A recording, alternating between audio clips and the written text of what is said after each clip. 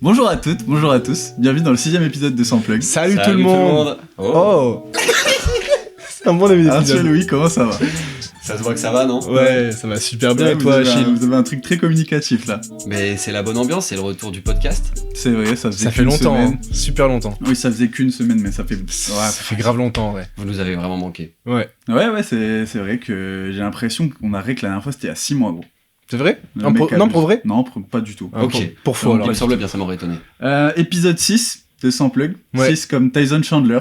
Absolument. Elle est belle. Dans cet épisode, on vous a préparé Épisode un 6 petit... comme Kristaps Porzingis aussi. C'est vrai. Absolument. Épisode 6 comme Louis. Alex Caruso? Ok, Chicago. En 22-23-24. Et épisode 6 comme Jalen Williams et DeAndre Jordan qui seront les derniers joueurs de NBA dans l'histoire à porter le numéro 6. What a milestone, La mate. stat est folle vu que la NBA a retiré le numéro 6 après la mort de Bill Russell. Rest in peace. Legend. Une connaissance basket folle. Bill Russell, ouais, il s'y Agréablement connaissait un petit surprenant peu. de toi, je te Ah. jure. On va parler de quoi aujourd'hui, Achille? Alors, pour le 6ème épisode, comme d'habitude, on commencera par l'entre-deux. Aujourd'hui, on va parler de la règle des 65 matchs en NBA qui est mise à mal avec ce qui s'est passé avec Kate Cunningham et le syndicat des joueurs. Ça Ouais. ne plaît pas au syndicat. Exactement. Pour le hit check, on s'attardera sur la classe de rookie de cette année 2025-2026, qui est vraiment une grande cuvée, Ouais. il faut le dire. Beaucoup de jeunes cracks. Tu nous as préparé des petites questions J'ai bien préparé clivantes. deux, trois, hein. ouais. Ouais. Ouais. Ça a Je bossé vais vous encore. mettre on the spot, comme on dit. Ah, j'aime bien. Et enfin, on finira avec le garbage time sur les Milwaukee Bucks. Sur le downfall de cette franchise depuis... Je pense que le garbage time aura jamais aussi bien porté son nom et le portera plus jamais aussi bien que ça. C'est pas faux. On va se faire un petit historique de cette descente aux enfers. J'ai hâte qu'on de se moque, Milwaukee. qu'on discute, pardon, des Milwaukee Bucks. Le lapsus, waouh. Waouh. Mais avant tout ça, les gars, j'ai envie de vous demander votre petite image de la semaine. Picture of the week. Arthur. Ah, y a un jingle pour ça aussi, t'es Ouais, bon, c'est c'est bon. juste un tag comme ça, genre derrière. Ouais. Ah, Le par producteur. contre, Exactement. Ouais. ça, il est bien. On aime bien la musique, nous. Ouais. Pour moi, on parle un peu quand même souvent de podcasts et de trucs comme ça, mais ça m'a encore fait rire cette semaine. Jaylen Brown qui dégaine un live sortie de match face à OKC, où il analyse directement son match en direct, et c'est juste, l'image m'a fait rire, parce que sur le moment je suis juste en mode, c'est hilarant. Quelle époque on Ouais, vit, quoi. c'est vraiment juste ça en vrai. C'est Ouais. tapine, mais vraiment c'est trop marrant, genre d'être en mode, il fait juste un react à son propre match. En Ouais. tant que joueur NBA dans un match hyper important en plus de la saison. Donc j'ai kiffé le moment, du coup j'ai retenu ça. Stylé. C'est très cool, moi je trouve ça bien Ouais. que les joueurs fassent ça en vrai. Pour le coup. Bah, écoute. De temps en temps, comme se ça. fait- Ça fait une espèce de conférence d'après-match, mais Ouais. lui-même, quoi. Il se fait kiffer. Il dit peut-être ce qu'il a pas pu dire aussi aux médias et tout. C'est cool de ça. Ouais. Ça démystifie de fou le côté star que les mecs peuvent avoir Clairement, aussi. Tu vois. ouais, c'est vrai. Ouais. Ils interagissent avec Complètement. un chat et tout, c'est stylé. Louis, toi, c'est quoi ton image de la semaine? Moi, mon image de la semaine, c'est Ben Stiller. Et vous allez me dire pourquoi Ben Stiller, Pourquoi c'est mon Ben image Stiller, de la Louis semaine. C'est Eh ton ben, image tu de fais la bien de me semaine. le demander. Ah ouais.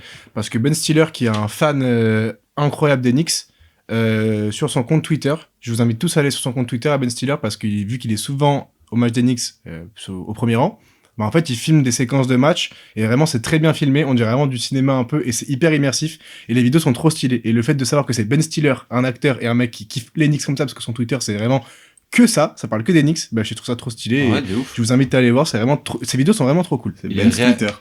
Ouais, Elle est Ben. bien, elle Il est est réalisateur en courtside, genre. ouais, clairement, mais c'est Le trop side- stylé. Side quest de ouf. Ouais. Comme Kathleen Clark d'ailleurs. C'est vrai que Ouais. c'est ton Ton image. image Non, pas Ah, du ok. tout. Moi, je suis resté beaucoup plus terrain pour le coup. Ok, que t'es un vous. mec, t'aimes le Je suis un basket. peu jaloux d'ailleurs parce que je suis très fan de vos deux petites infos, Ok, de vos donne deux la tienne. petites images de la semaine.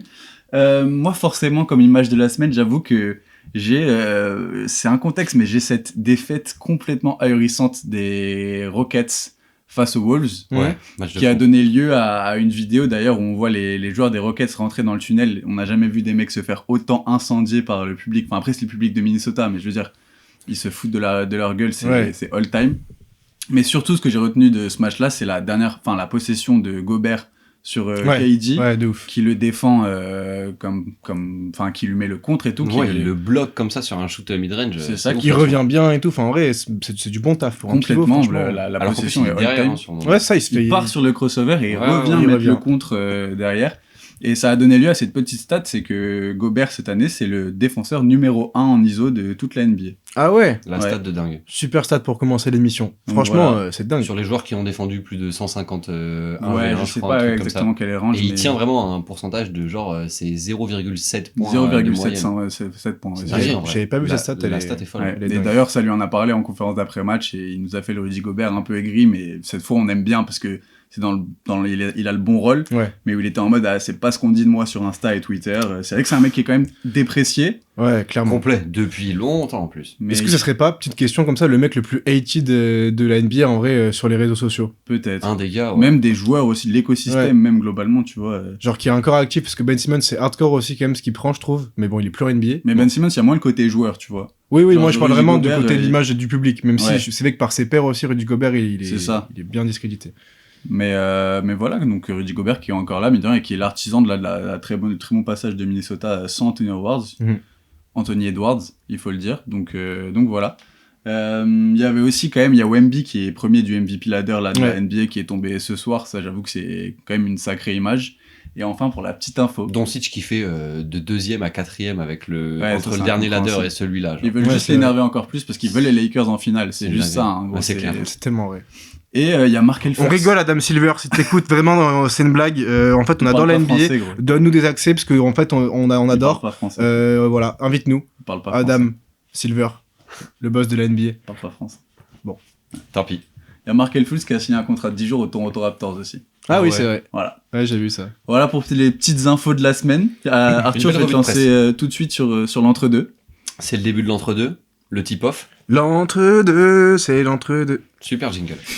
Dans cette chronique, messieurs, je voulais vous parler de la règle des 65 matchs, comme tu l'as dit, Achille, qui pose problème en NBA actuellement au syndicat des joueurs, parce qu'on a eu une situation où on s'est rendu compte que Cade, avec sa blessure, allait malheureusement ne pas être éligible à aucun trophée, mais également du coup All-NBA Teams. à aucune sélection en All-NBA Team, ce qui serait terrifiant quand même pour la saison d'un mec comme ça. Ouais. Donc le syndicat des joueurs est un peu monté au créneau, si on peut dire, et a fait une demande à la NBA en prenant le contexte de Cade Cunningham et en expliquant que la règle devait être, ou en tout cas pourrait être Reconsidérée. réfléchie, quoi. Mhm. Parce que la règle est encore récente et c'est vrai qu'elle fait déjà débat. Parce que globalement, quand la NBA change des règles récemment, c'est souvent des bonnes idées.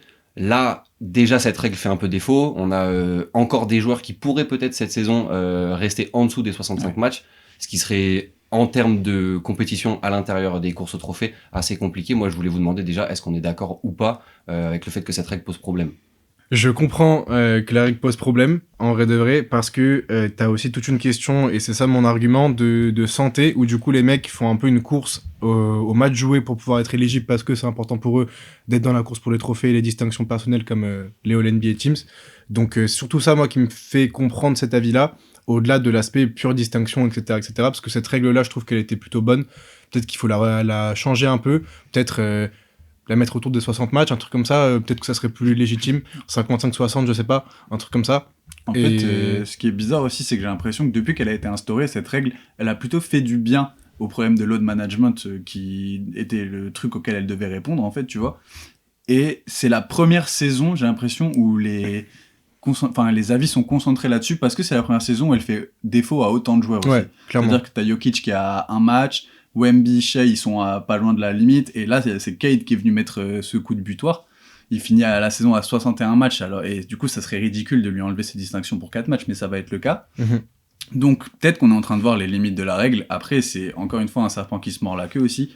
Peut-être qu'on est en train de voir les limites du calendrier de 82 matchs, et que le nœud du problème, ça reste cette question-là aussi du nombre de matchs joués, en Ouais, fait, tu vois. t'as grave raison en vrai, parce que j'avoue que quand tu prends un peu de recul, c'est l'avis le plus logique, je trouve, de se dire que ça highlight le fait que les 82 matchs, c'est peut-être plus l'époque pour continuer là-dessus, et qu'il faudrait d'abord réduire le nombre de matchs dans une saison, pour ensuite peut-être réduire ces trucs de distinction, parce que aussi, je voulais juste ajouter un truc, c'est que quand la NBA met ça en place, je trouve que c'est bien aussi pour avoir un baromètre, et notamment pour les trophées, et celui de MVP surtout, de savoir à partir de quel moment on considère un mec comme éligible ou non, parce qu'il faut se rappeler que c'était après la saison de Embiid et Jokic. Mhm. Et il y a Embiid qui fait un début de saison de malade, je crois que c'est 2023-2024. Et je crois que c'est la saison qui suit, il commence très très fort, il se Ouais. blesse et du coup il est plus éligible. Et du coup, après, la NBA a mis ce Mais la ce règle a nombre de été matchs. instaurée à l'été 2023, Ok. après le premier MVP de Ok. Embiid. Et en fait, début de saison d'après, il fait genre 40 matchs, Ouais. et du coup, il est pas MVP, et la règle venait de tomber, quoi, tu vois. Ok. Mais il faut aussi noter que, genre, depuis les années 2000, j'ai cherché la stat,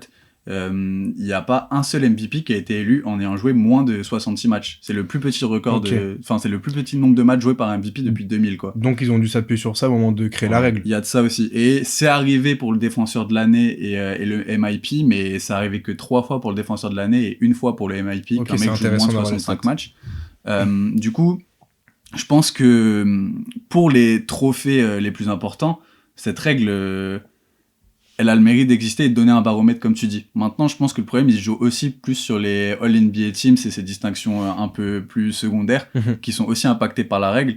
Mais je sais pas, c'est... Pour toi, ce serait ok de le garder que sur les trophées, mais pas forcément sur les sélections derrière. Et déjà, ça résoudrait un problème, genre. Ouais, peut-être qu'il faudrait le garder pour les trophées et le revoir à la baisse pour les... ou même l'enlever pour les sélections au All-NBA Team. Mm. Parce que en plus, c'est les sélections en NBA Team sont des leviers contractuels pour gagner plus ou moins d'argent. Ouais. Il y a ça qui rentre en compte aussi. Et c'est pas grave d'avoir joué que 64 matchs pour se retrouver... si t'as fait 64 matchs de super niveau, tu vois. Et même Tu sur 82, c'est un bon échantillon, quoi. Vas-y. Ouais. C'est en ça que peut-être que je me dis 60 matchs, ça peut être bien de mettre à ce niveau-là aussi, parce que C'est cool, ça fait 3/4 de la saison jouée. En vrai, Voilà. quand tu mets comme ça, c'est. sur ça 82, t'es là la majeure partie du temps, t'es éligible pour ces distinctions, quoi. Ouais, T'en ouais. penses quoi, Il y toi, a- Arthur, parce qu'on t'a... va. Bah, moi, je pense pareil que toi. Je suis d'accord avec le fait que la règle, elle peut être un peu chiante, mais mine de rien, je trouve que dans la logique, tu vois, un mec qui a pas joué beaucoup de matchs ou à peine la moitié de la saison pourrait pas avoir un trophée. Mais 65, c'est trop haut, du coup. Ouais. Donc, pareil, je pense qu'il faudrait juste baisser à une jauge plus, Bah, il y a la plus barre équivalente. il y a la barre des 58 matchs qui a été évoquée, parce que ça représente 70% des matchs joués de 82 matchs, quoi, en gros. Ok. Mais à voir, du coup, quelle va être la suite, hein, parce que... Bah, pour l'instant, Adam Silver a vraiment dit ouais, cool les gars, j'avoue Cade, désolé pour Watt mon gars, j'espère que C'est tu reviens fort. Mm. Mais en tout cas, moi j'ai l'impression que la règle elle est cool et faut pas oublier que s'il y a des mecs qui sont pas sélectionnés, ça laisse la place à d'autres. c'est ce qu'il c'est a vraiment dit. la Du dernière coup, pour qu'il a lui, dit, ça quoi. fonctionne. C'est ça. Il a dit typiquement, je peux pas dire que ça fonctionne pas, donc je dis que ça fonctionne. Ok. Mais après, ça pose C'est quand même un question, avis. encore une fois, Mm. pour les All-NBA Team, parce que du coup, Adam ça se trouve, rhétorique. tu peux te retrouver avec une All-NBA Third Team, où tu vas avoir des mecs qui, par élimination, vont Ouais. monter, tu vois, et au final, je sais pas, un mec comme Derrick White pourrait être All-NBA Team, alors qu'il est... Mm. Derrière d'autres mecs, mais Je choisis Derrick White, ce serait pas en plus le plus... Oui, mais je vois ce que tu veux Mais dire. tu vois ce que je veux Ace dire. Bailey, Et professeur d'NBA Ouais. Team. oh, le foreshadowing encore, on aime trop faire ça. Elle est ouf. Mais oui, je suis d'accord avec toi sur le côté des All-NBA Team. Je pense que ça devrait être supprimé ou alors vraiment mis beaucoup plus bas. Parce que c'est moins important, mais ça reste quand même suffisamment important pour qu'on puisse changer la règle, tu vois. Enfin, c'est important pour des mecs par rapport au contrat et par rapport à l'image que tu laisses et au pedigree de ta carrière aussi. Quoi, Ouais, mine de rien. c'est des lignes dans le CV, mine Ouais. de rien, et c'est pas pas des négligeable. lignes- Ouais, complètement. Bah écoutez, je pense qu'on a fait le tour sur ce premier sujet. Intéressant d'avoir vos avis. Dites-nous vos avis en commentaire sur Absolument. cette règle On verra qui fait débat. Normalement, ça va changer dès l'été prochain, en vrai de vrai, donc on va voir les Bah, décisions qui vont mais être curieux prises. de voir ces changements de règles dont on parle depuis quelques semaines, entre ça et les trucs de tanking, pardon. Ouais. Je suis curieux de voir tout ce qui va changer parce que, mine de rien, ça reste des choses qui sont importantes, tu vois. Ouais. Genre, le changement de ces deux règles-là vont quand même changer pas mal de petites choses en NBA dès l'année prochaine, donc on est curieux de voir Surtout ce que le qui tanking, va se ça devient passer. de plus en plus réel. Là, apparemment, il y a une lettre qui a été envoyée au propriétaire avec des propositions de Ouais. règles. Ouais, et non, mais tout. là, c'est sûr, cet été, il va y avoir un truc adopté aussi. Hein. Ouais, donc c'est des petits détails, mais qui vont modifier un peu comment dire, la temporalité d'une saison, quoi, un peu. Ouais. Et l'extension après qui va arriver, les gars. Ouais, ça va être ça va complètement être dingue. fou. 2 villes de plus en NBA. Comment on va s'y retrouver On en a parlé Il y a la semaine dernière, elle a il y a écouté déjà l'épisode 30 5 de équipes. 100 plug. Allez l'écouter si vous l'avez pas écouté. Vous manquez. Achille, je te passe la main tout de suite pour la petite séquence du hit check et tu fais ton propre jingle pour le hit check. C'est le hit check. C'est le Hey, e-check. Oh oui, j'ai bien aimé. Il était pas mal. Pour le hit check cette semaine, on avait envie de parler de cette cuvée de rookie du coup 2025-2026 qui nous impressionne énormément. Ouais. Déjà de 1 parce que comme je l'ai dit en intro, on en avait un peu marre de parler. On en avait un peu marre de parler des playoffs. Et de 2 parce qu'il faut quand même s'attarder sur ce qu'ils sont en train de nous faire cette année, les rookies. C'est dans le sillage de l'explosion d'Ace Bailey qui a eu lieu cette semaine, mine de rien. Il a enchaîné 3 matchs, j'ai noté les stats. Un premier match à 33 points, 9 rebonds, 4 passes et 3 interceptions. Damn. Ensuite, il pose un 25 points, 7 rebonds, 4 passes, 5 contre. Oh, waouh. J'avais pas les contres. 5 contre en plus. Ouais. Et derrière, il enchaîne avec un 37 points, 6 rebonds, 3 passes, 11 sur 21 au tir, 7 sur 10 à 3 points. On est bien au mois de mars. Donc voilà, dans le sillage de cette explosion d'Ace Bailey, c'est quand même toute une classe de rookies qui nous émerveille à chaque match. Ouais. La première question que j'avais envie de vous poser, les gars, c'est qui votre coup de cœur de cette QV? Genre si vous deviez garder qu'un seul rookie de cette année. En fait, je dirais que c'est Con Knuckle, mais pour pas donner la réponse, après non, c'est pas forcément la Non, réponse non. la plus évidente. Ouais, bah Donc, non, il y je a pense tellement que de c'est- mecs. Non, c'est quand même Con Knuckle, genre l'impression la plus forte, ouais. Toi, c'est le mec qui t'impressionne le plus Ouais, cette saison, complet. c'est ton petit coup de cœur Bah, sur ouais, la du rookie. coup. Par la force des choses, là, la régularité sur la saison, c'est trop impressionnant, en vrai. Ouais. je trouve. Genre moi je sais que j'ai eu un coup de cœur sur Ace Bailey aussi parce que 2-3 highlights que j'ai vus, il me paraissait trop fort. La gueule de Resta un Oui. peu et tout, il tombe dans cette équipe du Jazz et tout de suite, vas-y, ça va être mon chouchou de l'année pour le coup, tu vois. Ouais, je suis d'accord. En plus, avant la draft, c'était aussi un mec que je trouvais vraiment trop cool à regarder. Donc, Ouais. donc ouais, peut-être lui aussi. Au final, je vais dire lui aussi parce que c'est vrai que si on réfléchit comme ça, avant la draft, j'étais vraiment très intrigué par le profil. Et Bah, votre deuxième joueur préféré, les gars, pour mettre encore plus de doutes, moi, c'est Dylan Harper. Ouais, Ah, quand même. je mettrais Dylan Harper aussi très haut en vrai. J'adore ce mec. Pour, J'ai hâte que tu poses les questions. Là, j'ai envie qu'on pour, débatte de... pour balayer cette cuvée de rookies, on n'allait pas faire les 51 rookies qui ont joué quand même cette Dommage. saison, ça aurait mis Pourquoi un peu de temps. Parce que je pense que l'émission aurait duré peut-être 5h30. Et Ah alors, ouais, 5 c'est heures de vrai. plaisir. Ouais, mais moi j'ai pas envie de nous écouter pendant 5h30. Alors les gens qui nous connaissent pas, j'imagine même pas. En vrai, dites dans les commentaires que c'est pas vrai. Si vous Et que avez envie de nous 5h30, écouter vous 5h30, dites-le, on le fait. Et même si vous pensez que c'est vraiment chiant, dites on aurait trop écouté. Genre on n'aime pas la sincérité. Non, Non, en vrai. non, on veut des vrais avis. Ok. Oh bah il s'est offusqué. Des Non vrais bah dans ce cas avis, donnez les des gars. vrais avis. My bad. Du coup, j'ai sélectionné en tout et pour tout une vingtaine de rookies que j'ai classés en catégories, on va dire. Donc c'est toi qui vraiment a la main sur tout, tu choisis de parler de 20 et les autres tu les enlèves.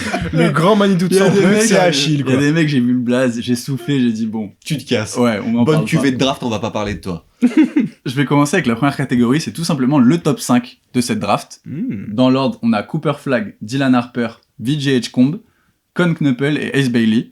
Et la première question que j'ai envie de vous 5 poser, carrières de fou en NBA pour si moi. les vous mecs. deviez Oui. redrafter ce top 5, qu'est-ce que vous feriez? Moi et pour moi. Pour mon, moi. Mon numéro 1, Oui. ça reste Cooper Flag, Ok. le choix Je de te la capte, raison. Je te capte. Numéro 2, pas trop de surprise, Con Knuckle, qui talonne Cooper Flag pour moi parce que je pense qu'il va avoir une très très belle carrière et que juste Cooper Flag peut être générationnel là où Con Knuckle peut l'être aussi, mais en tout cas c'est son moins évident dans son année rookie. En troisième, moi je mettrais Dylan Harper. Oh, j'ai le même top hein, pour Mal- Ah ouais, Ouais, ok. ouais. Malgré tout, malgré le fait qu'il y a peut-être moins de flash que les deux suivants, mais je sais pas, j'aime beaucoup trop le profil de ce gars, j'aime trop les meneurs comme ça, et au-delà du fait que j'aime trop ça, je pense vraiment qu'il a un profil pour avoir une carrière de fou, et peut-être que ça prendra, il y a moins de flash au début que Ace Bailey ou Edgecombe, mais je Parce pense qu'il que est pas dans la même équipe aussi, ouais, quoi. je pense qu'il peut exploser, et on peut vite se rendre compte que c'est vraiment vraiment le troisième meilleur joueur de cette draft. On verra, c'est mon avis. Et tu mets Edgecombe ou Bailey du coup devant? Et j'ai beaucoup hésité, mais j'ai choisi Ace Bailey au final. C'est aussi un peu le choix du cœur, mine de rien, mais je pense qu'avec le profil qu'il a, c'est très close avec Edgecombe, mais peut-être que je vois le plafond un peu plus haut qu'un VJ Edgecombe, c'est comme ça Ouais. que j'y réfléchirai. Voilà mon top 5. Arthur, ton top 5, il est C'est le sensiblement... même, et je pense que l'hésitation aujourd'hui, je sais pas pourquoi, me fait mettre Edgecombe au-dessus. Bah ça se Mais respecte. hein. pareil, c'est close en vrai. Et les trois de devant, pour Cooper Flag, je garde quand même le côté de... je comprends les gens qui puissent être en mode je redraft et je prends Con Knuckle aujourd'hui, mais on est sur une fin de première saison et Cooper Flag ne montre pas qu'il a pas l'étoffe d'un numéro 1. Ouais. Du coup, si tu dézoomes et tu te projettes un peu plus loin, je vois pas l'intérêt forcément. Enfin, je vois pas l'intérêt. Je suis en mode, je garde Cooper Flag en mode ça reste un first pick de draft. Mhm. Et du coup, comprends, Con Knuckle par contre qui passe en 2 évidemment. Ouais, en fait, c'est Con Knuckle qui remonterait, Ah oui. forcément. T'as quoi toi du coup? Moi, j'avoue que Cooper Flag, Con Knuckle en 1-2, c'est le cas. Et Ok. après, je suis plus en hésitation. Je vois ce que vous voulez dire sur Dylan Harper. Et je suis complètement d'accord avec ça. Mais pour le coup, je mettrais quand même Ace Bailey devant juste parce que c'est mon chouchou, finalement. Ok. Ça se Et respecte. Dylan Harper en 4 et Edgecombe en 5. Mais la qualité de C'est ce abusé. top 5, De toute façon, j'ai l'impression que les trois derrière sont vraiment interchangeables quoi. Mais j'allais poser la question, est-ce que du coup pour vous, là il y a déjà un top 2 qui se dessinent et ça va être les 2 meilleurs joueurs de leur draft, ou en vrai, il n'y a pas un des gars des 3 derrière qui suit, qui en vrai pourrait aller... Tu vois, si tu te projettes vraiment sur une carrière C'est une totale, bonne question. un mec qui au final va avoir un meilleur niveau qu'un gars qu'on a cité avant. En fait, je pense que Cooper Flag est et restera le numéro 1 incontesté Ça, de cette oui. draft. Je pense Ça, qu'à on est aucun d'accord. moment dans leur carrière, il y a un mec qui passera devant. Pour autant, je pense pas que Count Knuppel soit le numéro 2 à terme, voire même, je le vois peut-être être numéro 5 en termes de carrière et de développement de joueur Count Knuppel. Ah, en moi, fait. je suis moins d'accord, mais Ah ouais, à ce point. je pense que C'est-à-dire qu'en gros, là, il a déjà montré son niveau de... Pas son plafond, c'est pas possible, Mais en tout cas, pour moi, c'est celui qui en est le plus proche, en fait. déjà. Ah ouais, ok, Ouais. d'accord. ça se comprend, mais je sais pas, moi, en tout cas, je ne mettrais pas 5. Je pense qu'il y a des mecs qui peuvent se rapprocher et voir passer devant à terme, pour répondre à ta question.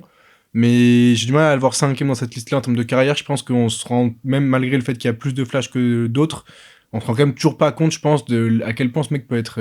Enfin, juste pas avoir une carrière de malade et être vraiment une superstar, quoi. Oui, ça peut devenir le meilleur shooter de tous les temps, en vrai. Genre, il est Voilà. sur des bases comme ça, mine de rien. Tu Genre, vois, mais... y en a un qui va être dur à aller chercher si on réfléchit vraiment comme ça. Mais mais bon. en termes de profil, en tout cas, de début de carrière, clairement, il est sur des bases de trucs vraiment all-time. Ouais. Donc ouais, peut-être qu'il peut être 3ème, mais pas plus bas pour moi, quoi. En fait, à voir s'il monte d'autres choses dans son développement, Exactement. balle en main, playmaking et tout, jusqu'où ça peut aller, quoi. Pour C'est pas ça. être juste le meilleur Kyle Korver, le Michael Jordan des Kyle Korver, mais juste être Count Knuppel finalement. Ouais. Toi, Arthur, disons que dans ces 5-là, c'est lequel que tu vois faire la moins bonne carrière pour le coup? Wow, la moins bonne carrière. Ah, c'est dur.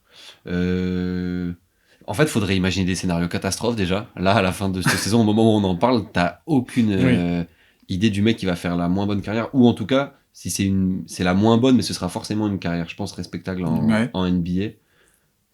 Même en termes de développement, peut-être, tu vois, d'un mec qui a... Parce que là, forcément, il y a des attentes sur ces gars pour les 10 prochaines années qui sont très très hautes. Mhm. Un des 5 qui répondra peut-être pas à ces attentes non plus, tu vois. Je peux répondre aussi si jamais tu veux. Bah en fait, j'ai forcément un des 2 de la fin du top 5, Ace Bailey ou Edgecombe. Mais lequel entre les deux fait une moins bonne carrière, ou en tout cas atteint le moins bon niveau, C'est dur, hein. c'est dur, hein. Toi, Louis, ça serait qui, toi? J'ai noté Edgecombe ou Ace Bailey aussi. Ouais. Parce qu'en fait, c'est en termes de profil, c'est les deux plus logiques qui peuvent venir. Alors que il y a aussi une réalité dans laquelle c'est un des deux qui se rapproche de Cooper Flag, quoi. Donc vraiment, c'est ça qui est dingue, c'est que le delta est assez grand. Ouais. Alors, c'est logique, on a encore que sur un échantillon très court. Mais Ace ou VJ Edgecombe, choisir lequel entre les deux, peut-être que je dirais Edgecombe. Moi aussi, je pense. Mais En c'est fait, vraiment Edgecombe, pour des dire un vrais flashs offensifs, mais pareil, quand tu disais, tu vois, de Count Knuppel qu'il a peut-être été le plus proche de son plafond, pour moi, c'est plus un mec comme Edgecombe que je Ok. mettrais dans ça, dans le sens où, au mieux, ça devient un super scoreur et c'est genre une vraie bonne option dans une équipe, tu vois, mais où en termes de plafond collectif et de côté valuable, ouais. c'est peut-être le mec où j'imagine peut-être avoir la moins bonne carrière. Ok. Et je peux mettre un peu Ace Bailey dans le même registre, mais je sais pas autant. Il y a un peu une interrogation quand même sur Ace Bailey parce que c'est des 5 celui qui s'est pour l'instant le moins bien développé aussi Qui Et qui a mis le plus de temps, en tout cas, ouais, ouais, je sur la te capte. saison. Complètement. Ouais. Toi, Après, Achille, tu dirais VJ aussi? moi, je dirais VJ aussi, ouais. Et comme je vous disais, même, pourquoi pas Count Knuppel aussi pour le côté défensif, parce que pour Toi, le t'es coup, en hate de Count Knuppel. du non, coup. je suis pas en hate parce que j'aime trop Count Knuppel, c'est mon rookie de l'année en plus, mais j'ai l'impression qu'en termes de développement et de plafond à aller chercher, c'est celui qui a le plus petit, quoi. Et pas Mais que pour... Par rapport à la pour le- défense? Ouais, par rapport à la défense aussi, j'ai dit les qualités de balle en main tout à l'heure, de poser le dribble, playmaking et tout, mais Ouais. aussi la défense beaucoup, tu vois. Je là peux où... comprendre, mais en vrai, ça Je peut. pense que ce mec va si- progresser de ouf. Si sur on cet aspect-là. compare à Steph Curry, en vrai, qui n'a jamais été un très bon défenseur, même si c'est respectable en défense collective, genre, tu l'imagines pas avoir défensivement un profil similaire, genre. Mais même, moi, j'aimerais bien que ce soit même un Plus. peu Klay Thompson, genre, tu vois, Ouais. dans ses meilleures années. Il faudrait qu'il en arrive là, en fait, tu vois. Mais comme du coup, c'est Knuppel. juste pour dire que si c'est un shooter all-time et qui défend comme Steph Curry, ce qui j'imagine pour moi être un plancher de défense pour Ouais. Count Knuppel, tu vois, bah du coup, en termes de carrière, je trouve ça Oui, c'est vrai. hard, tu vois. Ouais, oui, t'as raison, t'as raison. Voilà, c'était juste ça. Mais ouais, c'est juste cette impression-là que Count Knuppel est le plus proche de son plafond, mais je peux complètement me tromper en vrai de vrai. Hein. De toute façon, c'est vraiment du doigt mouillé, hein. On parle Oui, d'une seule puis- saison dans et les pattes. puis on est sur un top 5 Et encore une fois. voilà, niveau de fou, hein. Ouais. Et puis quand on parle de pire carrière, du coup, en NBA, on parle d'un mec qui sera quand même genre Qui aura une une carrière- super option et une carrière de fou en Ouais. NBA, quoi. Ouais, je pense. Oui, c'est pas. À mon non avis, plus- sur les 5, j'ai y a vraiment pas de du bust, mal. quoi. Vous pensez qu'il y en a un, un bust genre sur les 5 ? Genre un boug où en fait, tu sais pas pourquoi. Pas si c'est- ouf. Un mec qui sort du banc ou qui fait genre 8 Bah, ans. NBA. ouais, peut-être Ace Bailey à la Ouais. gueule du mec comme ça. Tu aussi, vois, tu c'est mais un peu parce le que profil qui me Ace fait dire Bailey ça, a moi, le Ace Bailey. plafond et le plancher super. Il y a Ouais, de ouf, je suis d'accord. il y a un écart énorme en fait entre le plafond et le plancher. Quoi. Voilà, et au Mm. final, ça peut être un mec qui, en fait, après 5 ou 6 saisons en NBA, tourne à sa moyenne de 14 points, tu vois. Ah ouais. Genre, idéal, genre. Ouais. Tu sais, en vrai, ça arrive vite, hein. Oui, Après, c'est vrai. Oui, si, quand même. Voilà pour le top 5 et la première catégorie. Je vous invite à passer avec moi sur la deuxième catégorie. On embraye, nous on prends passe par la la main deuxième. et on vient Hop avec là. toi. Cette Allez. catégorie que j'ai Prends-moi notée. la main, Arthur. Hop. Prenons tous On la se main. prend tous Voilà, les on se mains. prend tous la Vous main. voyez pas, mais on se prend tous les mains. C'est fou de faire ça dans un podcast, pas filmé. Bientôt sur Twitch, et vous pourrez nous voir Nous prendre tenir la les main. mains. Super. Le concept, c'est fou. Et renverser des verres d'eau aussi. Ça, vous savez pas, mais tous les épisodes, ça renverse Tous des les verres d'eau. épisodes, ça renverse un Voilà. verre d'eau. Pas Faut- aujourd'hui. D'ailleurs, le verre d'eau a pas Oh, mais encore c'est été renversé. l'épisode vient de commencer. C'est pas fini. L'émission a commencé. Ouais. Vous avez la rêve, dites-nous dans le chat. Il se projette déjà sur Twitch. Enfin bref. Cette deuxième catégorie, je l'ai appelée grosse saison rookie en Loki. C'est super. Voilà, Rookie c'est le nom de la Loki. catégorie. J'ai mis dedans, on a Cedric Coward, Jeremiah Fears, Trey Johnson, Derrick Quinn et Carter Bryant. Ok. Qui sont tous draftés entre la place 6 et la place 14 en gros. Donc, Numéro le 6 comme Tyson Chandler en plus. Numéro 6 comme Tyson Ouais. Chandler et comme du coup Alex Caruso. Christophe Trey Porzingis. Johnson dans sa draft. Les gars, je suis plus sur les numéros là en fait. Pardon. lâché les bad. numéros, Putain, ouais, je pensais en On est était passé à là. autre chose en fait. L'émission, elle a commencé. Ouais, ça... Du coup, c'est la deuxième partie des lottery picks en gros. Et Ouais. c'est des mecs qui ont aussi montré des belles choses mine de rien. La première question que j'ai envie de vous poser sur ces 5 noms-là, c'est du coup lequel qui pourrait se rapprocher le plus du top 5 qu'on a détaillé juste avant. Je pense Derrick Quinn, perso. Ok. Toi, t'es parti sur Derrick Quinn. Ouais, aujourd'hui, en tout cas, c'est le mec sur lequel ça me paraît le moins bold de dire ça, tu vois. C'est un peu le choix de la raison en me disant, en vrai, vu le profil de joueur, etc., c'est un mec qui peut avoir une vraie carrière NBA, là où les autres, le point d'interrogation est un peu plus présent quand même. Puis, Ok. puis dans la liste, il n'y a pas d'intérieur là sur les 4 autres noms. Non, il y a que Derrick Quinn qui est Tu vois intérieur. Et même par rapport au top 5, il n'y a pas Pas d'intérieur d'intérieur vraiment. non plus, ouais. Donc, ouais, c'est un peu le choix de la raison. C'est lui qui m'a fait hésiter. Parce que j'avais noté Jeremiah Fears quand même, que Ouais. je mettrais peut-être Bah, en, moi, je en suis deuxième. sur ces deux-là aussi en termes d'hésitation pour le coup. Ok. Parce que, ouais, en termes de petits flashs et tout, et c'est très low-key parce que c'est les Pelicans, c'est que vraiment. T'as pas envie de les regarder. Hein. Voilà, c'est bien le problème. Ils- sur les Pelicans. Mais non, mais c'est vrai, ils ont deux rookies de vraiment super cool avec Derrick Quinn et Fears, et même un Yves Missy que je trouve toujours très très cohérent quand il joue, et malgré tout on regarde pas. Mais du coup, Jeremiah Fears, ouais, vraiment pour moi il y a des flashs, il y a un profil que je trouve trop cool. C'est aussi un peu un choix du cœur, mais de toute façon les rookies, globalement ça va être ça nos avis, ça va être dirigé par les joueurs qui titillent notre sensibilité basket. Mais du coup, ouais, sans parler de ça, je sais pas, je vois bien le mec se développer offensivement et peut-être Il est drafté 7, hein. exploser C'est un mec quoi. qui est drafté haut en plus. Ouais, voilà. Il est Donc, drafté 7 et cette année, il met 13 points par match à peu près, à 43% au tir, et vient rajouter 3 rebonds, 3 passes, donc c'est plutôt solide dans C'est- une équipe, dans un marasme offensif. En c'est plus, quoi dans c'est un le pourcentage à 3 points par curiosité? pourcentage à 3 points? Il est à 33% à 3 points, Jeremiah Fears, donc ouais, il montre des bons flashs offensivement. Ouais. Et vu qu'il y a Derrick Quinn qui a pris beaucoup d'exposition dans cette équipe des Pélicans au début de la saison, notamment quand il a fait 2-3 triple-double, Ouais. des choses comme ça, C'est ça vrai n'a pas qu'il trop me parlé de fait plaisir. Jeremiah Fears, mais j'avoue que moi, c'est aussi le mec dont je me vois le plus exposer son plafond un peu et se rapprocher d'un niveau superstar en NBA limite. Tu vois. Ouais, je suis d'accord avec toi. Moi j'aime bien. En fait, il y a des joueurs genre comme Carter Bryant par exemple, vraie saison, mais en même temps t'es dans un collectif où l'analyse elle est différente. Ouais. Et puis en plus, vraie saison, sur les stats, c'est assez récent qu'il explose un de peu, ouf. alors qu'il a fait. Peut-être c'est celui des 5 que t'as dit qui a fait le plus de G-League, je pense. Parmi les Déjà, 5 que t'as c'est dit. celui des 5 qui a été le sélectionné le plus bas Ouais. et qui a le moins de temps de jeu aussi Ouais. sur les 5. Donc je pense que c'est le mec qui a fait le plus de G-League, mais c'est pas pour autant qu'il peut pas exploser, etc. En plus, on kiffe le profil. En fait, t'as vraiment Cedric Coward et Carter Bryant qui, à des niveaux différents, on a plus l'impression Des que ça glue va être guys.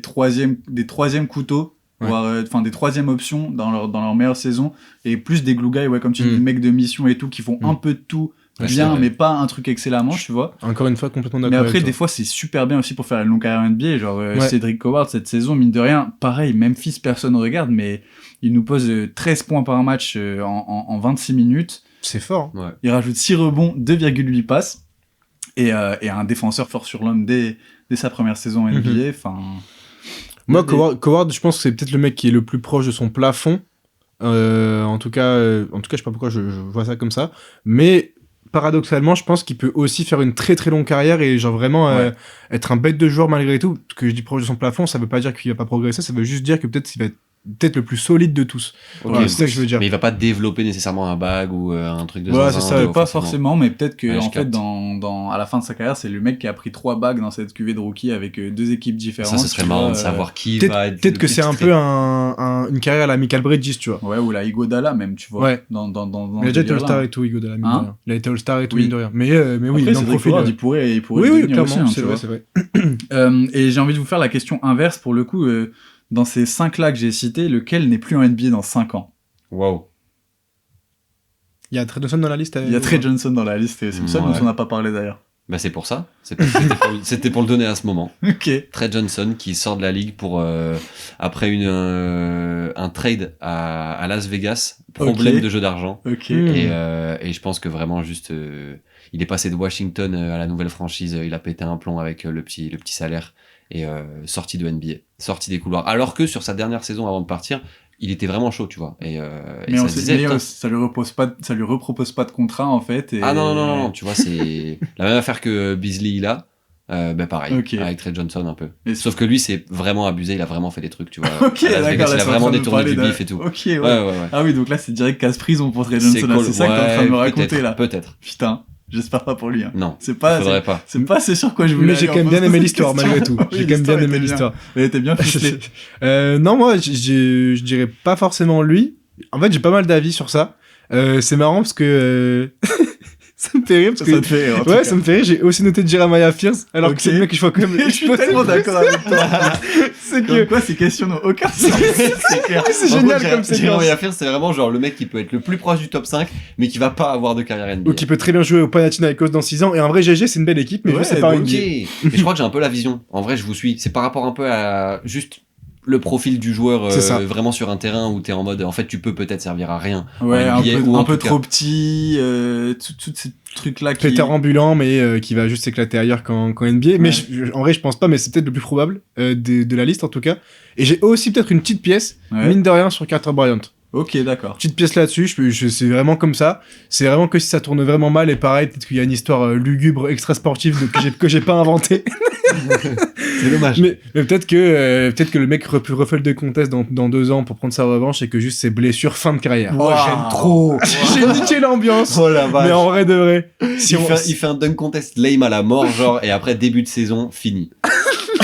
c'est cata en vrai de dire ça, mais on lui souhaite pas, mais ça serait. On ne souhaite ça à aucun des joueurs qui a là. Évidemment. et On les adore tous en plus, premier degré. on C'est dirait. du second degré, c'est pour ça que vous écoutez ce sample.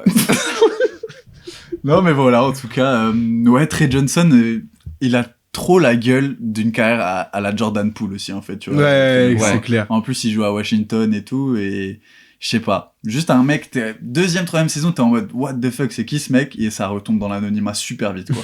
Mais moi, ce mec, Trey Johnson, genre, j'aime bien le profil de joueur, mais je pense qu'en termes de plafond en termes de niveau NBA, genre comment Et de plafond aussi, joues ouais. dans un, exactement, De de plafond, que tu joues dans un effectif vraiment et ta plus-value, c'est vraiment le genre de mec, s'il atteint le plafond de Jordan Poole, déjà, mais GG, Ah ouais, en ok. fait. Ah ouais, vraiment.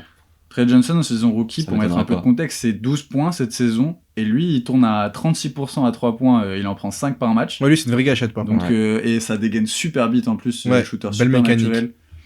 Mais le problème, ça peut être le plafond, quand même, je pense, pour Trey Johnson. Quoi. le plafond pour Trey Johnson, Ouais. ça peut être. Ça peut être une hauteur sous plafond assez basse, Ouais. quoi. Il est un peu ouais, ric-rac pour comme peu ça. qu'il n'y ait pas de moulure ou de choses comme ça, très Mm. vite tu passes sur un truc en C'est clair. crépi. Ah Ouais, le ouais. plafond crépi, ouais. Ouais, chiant. Les gars, je vous propose de passer à la troisième catégorie, Third category. que j'ai appelée mec encore plus low-key.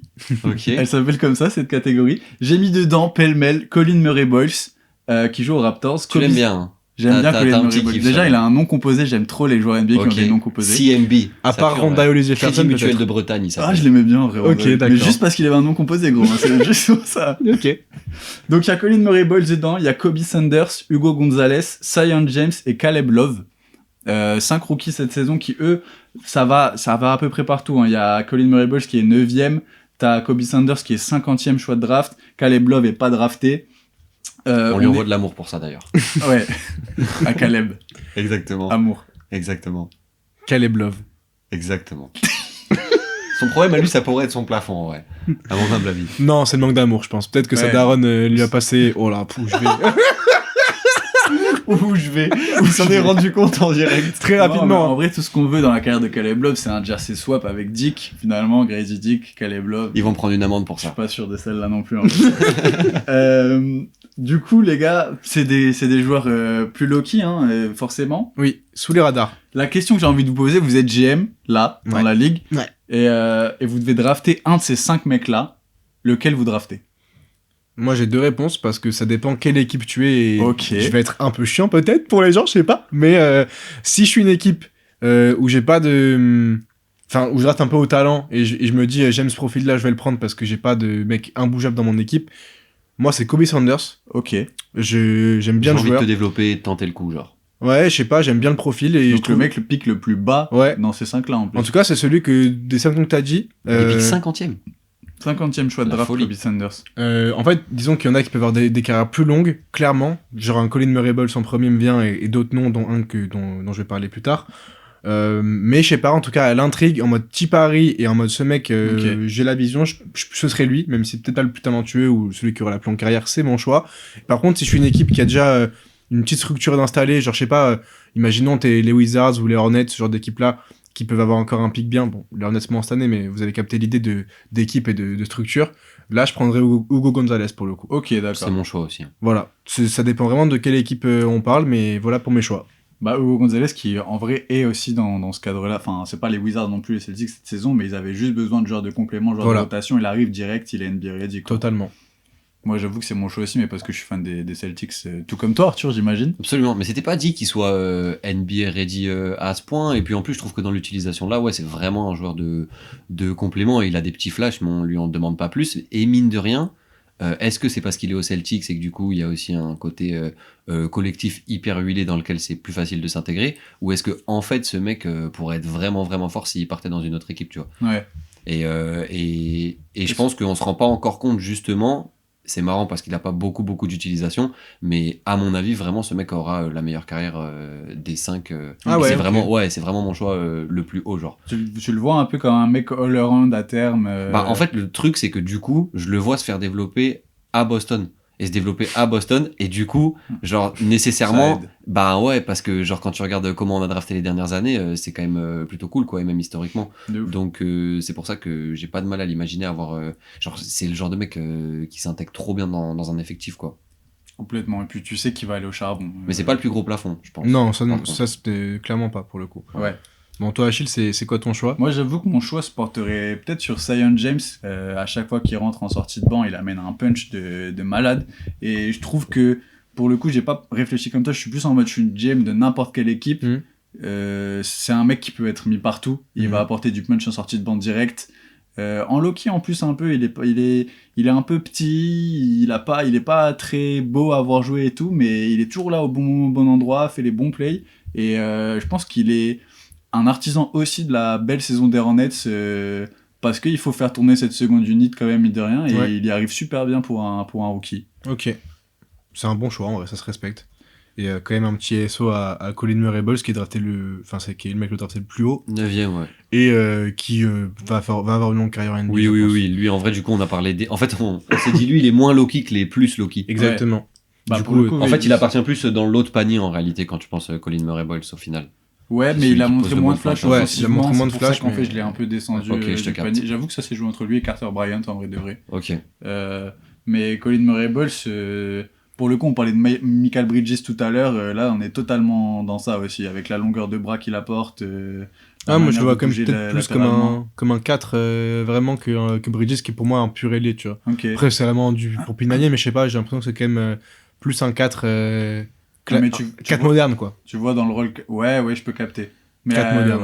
Ouais, 4 moderne, ok. Moi, je voyais plus comme un mec à mettre dans Anunoby, Bridges, des mecs comme ça qui ont un profil de 2, 3, 4, en fait, tu vois. Genre, parce qu'au final, tu peux le faire défendre sur un 2 comme sur Oui, un oui, 5, en clairement. fait, Colin Murray-Boyles. Il y a ça aussi qui En rentre gros, compte. il est dans les 3 aidés que l'équipe met, il est là-dedans et tout dépend dans quelle équipe c'est, on s'en bat un peu les coups du poste Ouais. et voilà quoi. C'est un mec dans l'aile Mais qui switch sur tout et tout. se rendre compte que toi, t'as quand même choisi un mec qui est pick 50. Ouais. Ça montre à quel point cette QV aussi, elle est deep, elle regorge de mecs tous plus impressionnants que les uns que les autres. T'as finalement. les stats de Colin Murray-Boyce? Les stats de Colin Murray-Boyce, je les ai sous les yeux là. En 22 minutes par match, il met 7,9 points et il prend 4,9 rebonds. Ok. Je pense que son impact se mesure plus dans les stats défensives pour le coup aussi, tu vois, et des Oui. stats avancées que j'ai pas là forcément. Puis il fait partie d'une grosse machine collective à Toronto Ouais, où c'est chacun a les munitions un peu partout, mais à chaque fois qu'il rentre, il apporte de l'énergie de fou, quoi. Ouais, parce qu'en vrai, 22 minutes pour un pick 9, c'est pas énorme. Ça prouve bien qu'il est dans une bonne équipe, c'est ça que Ouais. je veux dire. Donc il y a ça aussi qui rentre en compte. S'il avait été drafté ailleurs, on l'aurait peut-être plus vu. Et là, vous êtes en train de vous dire que j'ai oublié plein de mecs. T'as oublié plein de mecs, Achille. Ouais, t'as oublié plein de mecs là, Achille. C'est pas ça. C'est pour ça que j'ai préparé une dernière catégorie spéciale Frenchie. Ouais, ok, d'accord. Les Français de NBA, quoi, les petits jeunes qui Les étaient rookies, draftés. les rookies français de cette année dont on n'a pas encore parlé, alors que pareil, il y a des belles promesses, Ah ouais. mine de rien. Ils font kiffer. Il y en a 5 qui ont vraiment beaucoup joué cette année. C'est Maxime Reynaud, Nolan Traoré, Noah Penda, Mohamed Diawara et Johan Béringer. Ouais. La première question que j'ai envie de vous poser sur ces 5-là, c'est lequel le lieutenant de Wemby en équipe de France pour les 10 prochaines années? Question de fou. Et du coup, on parle en mode Bah, l'intégration celui tactique qui compte, genre. Celui qui fitterait le mieux à côté de Wemby Ok. et à côté duquel tu sais, t'as envie de les voir ensemble sous le maillot de l'équipe de France mener des campagnes olympiques, des trucs comme ça, tu sais qu'il va peser, quoi. Bah, c'est vrai que Moi, Reno, mais alors, il y a Reynaud qui vient parce que c'est peut-être le plus impressionnant des 5. Pour le coup, c'est celui qui fait la meilleure saison, Voilà. Mais en équipe Mais- de France à côté mais de en oui, c'est un Wemby, 5, quoi. le fit, il est pas évident, quoi. Non. il est pas évident et du coup, comme ça, je te dis Nolan Traoré, moi. Ok. Parce que du coup, le fit est évident, t'as un Voilà, 5, c'est ça, quoi. y a- T'as c'est- ton axe à un 5, si Mm. Traoré se développe bien, ça paraît plus logique. Et moi, j'avais presque envie de dire Diawara, je sais pas pourquoi, même si le fit est moins logique, mais genre... Non, moi je trouve que c'est hyper cohérent et en fait, j'hésitais avec lui aussi. dans la notion de lieutenant, j'ai moins l'idée de c'est son numéro 2 et tout, Ouais. mais où en fait...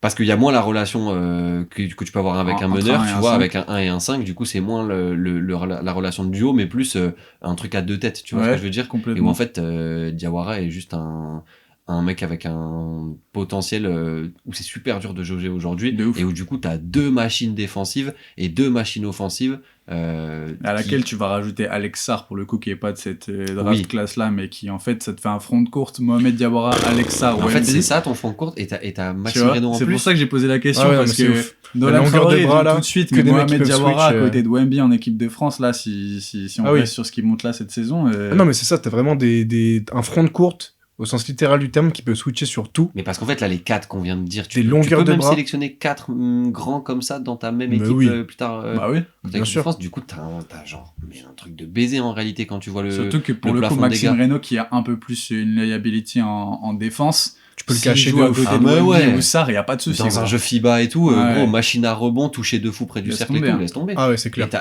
Alex Sarr de Diawara et on n'a pas parlé de Wemby, genre, mais c'est On choquant. parlait de en Wemby, réalité. on peut parler de Riza Shade qui peut se glisser dans l'aile aussi, Oui. et qui en vrai, pareil dans le côté switch et tout, enfin c'est... On n'a pas parlé Et de défensivement Bilal et non tout. plus, enfin, Voilà, juste défensivement, cette équipe de France Ça- dans les ça va prochaines être années, terrible, ça va être ça va être n'importe terrifiant. quoi.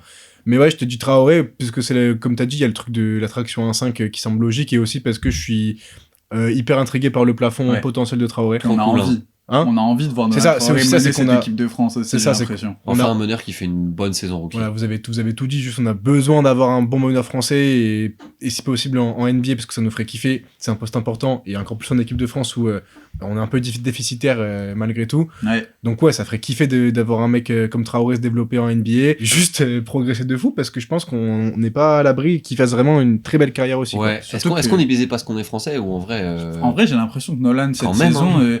il est bien avait monté en d'abord été puissance. projeté super haut dans les mock drafts Ouais. à 2-3 saisons de sa draft. Ouais, Il a ouais. connu le monde pro tout de suite. Il y a ses défauts qui ont été mis en valeur.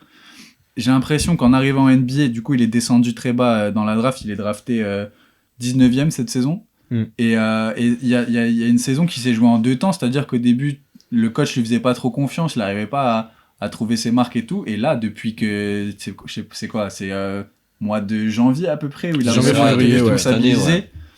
Et en fait, si ce mec rentre ses shoots, toutes les autres qualités, il les a, elles sont C'est ça, Le innées, premier quoi. pas, il est choquant. Ouais. Pas. Vraiment. La c'est- vision, la vista, Je sur pense les que- passes, c'est- Même il est grand. Je De pense ouf. que pour reprendre Il est long en fait. ton histoire de Traoré et son arrivée en NBA, je pense qu'il a dû arriver déjà dans un truc où il y a beaucoup d'arrière et de meneurs Ouais. à Brooklyn, Oui, c'est vrai évidemment. que c'est particulier. Voilà, et du coup, je pense aussi ça lui a fait du bien de passer 2-3 mois à beaucoup switcher avec la G-League et prendre de la confiance et capter ses commandes de jeu aux États-Unis, le côté physique et tout aussi. pour s'acclimater et pour ensuite pouvoir avoir je sais pas combien de temps de jeu il a depuis 2 mois et demi. On doit je pense être pas loin des 20 minutes, voire les dépasser. Je pense qu'il les dépasse même du coup. Et du coup qui s'est installé littéralement dans cette équipe et qui a juste pris de la confiance, a pu développer son jeu qu'on a pu voir en Europe et tout. Et là ça se retranscrit en NBA enfin. Et du coup, je pense que si en saison rookie, milieu de saison, il se fait un peu sa place, c'est hyper encourageant pour la suite, vu d'où ça partait. Surtout à Brooklyn, encore une fois. Voilà. Donc, prenant tout ça en compte, ouais, clairement, je pense que c'est hyper encourageant de le voir s'installer maintenant, quoi. Donc, hyper intrigué. Sur ces 20 derniers matchs, c'est 10 points, 5 assists, et ça joue 25 minutes. Ouais. C'est solide, hein. Donc c'est hyper solide comme monté en puissance. Et puis là, il y a pas longtemps, dans un match serré contre une bonne équipe, je sais plus contre qui, il met un tir hyper clutch à 3 points à la fin. Donc en plus, il a déjà la confiance et des responsabilités dans ces moments-là. Moi, c'est vrai que je suis vraiment surpris de... Très bon signe, pardon. Non, mais c'est ça que je voulais dire, c'est très bon signe, quoi. Je suis surpris de à quel point, en fait, il est pas loin d'être vraiment 100% NBA ready, ne serait-ce que physiquement, etc. C'était là où j'avais quand même un peu des doutes. Très frêle. Parce que, ouais, il est quand même frêle et tout, même s'il est long. Et en fait, son jeu, au final, fait qu'il se crée des espaces tellement facilement. Il a eu besoin de quelques mois pour s'acclimater. Et voilà. Et en fait, il va être quand même dans un contexte où il va avoir de la place, où il en a déjà. Et je pense que ce mec, en vrai, peut vraiment se développer très rapidement. Et que dans 2 saisons, tu sois en mode ouais d'accord, le joueur c'est un meneur titulaire, quoi. Ouais, mais vraiment si le jeu est tellement c'est ton backup de luxe, mais même pas, il faut pas, tu vois, c'est trop un meneur, clairement dans l'idéal. Et je pense que si dans 2 ans ou 3 ans il est titulaire d'une équipe NBA au poste 1, c'est quand même une belle prouesse, et je pense que c'est pas fou de l'imaginer, quoi. Non plus, à côté d'un très gros arrière, tu vois, qui soit shooter, soit extrêmement physique. Et puis même à voir comment il se développe, à tout moment ça peut vraiment être vraiment une traction, enfin genre un mec sur la ligne arrière qui est aussi très fort, tu vois. Est-ce que ce mec peut finir All-Star en vrai de vrai, genre moi en tout cas aujourd'hui je ferme pas la porte et j'y crois plutôt. Ouais, voilà. Je sais pas. Putain, on est hype en tout cas. Ouais, on est hype sur Nolan Traoré, mais parce qu'aussi le jeu il est fait pour des meneurs up-tempo comme ça, archi longiligne. Quand tu vois Tyrese que c'est devenu, après c'est des niveaux de talent différents, hein, mais tu te dis qu'il y a un truc à faire et des routes à suivre pour Nolan qui sont déjà tracées en plus. Et puis très bon playmaker, quoi. Donc en plus de ça, à ce poste-là, pour être titulaire NBA, un mec qui fait ses passes D et qui peut avoir un pick and roll efficace avec son pivot et tout, enfin... Évidemment qu'il peut être titulaire et même devenir All-Star comme ça, tu vois. Faut juste qu'il continue à engranger de la confiance comme il le fait là, parce que faut pas tomber dans une spirale négative. C'est le genre de joueur qui marche aussi à ça, tu vois. Oui, clairement. Mais j'ai l'impression qu'il a la tête sur les épaules et que... Et du coup, moi, c'est pour ça me rassure de voir une saison rookie qui commence assez difficilement. Ouais, en dilettante. Ouais, où ça prend du temps, etc., avant qu'il ait sa chance et qu'il soit performant vraiment et tout. Bah, du coup, je trouve ça super. Mentalement, ça donne du plomb dans la tête de fou de commencer une carrière NBA même comme ça. Donc ouais, encore une fois, hyper encourageant, hyper intriguant, et que des bons signaux envoyés par Traoré depuis quelques mois là, franchement.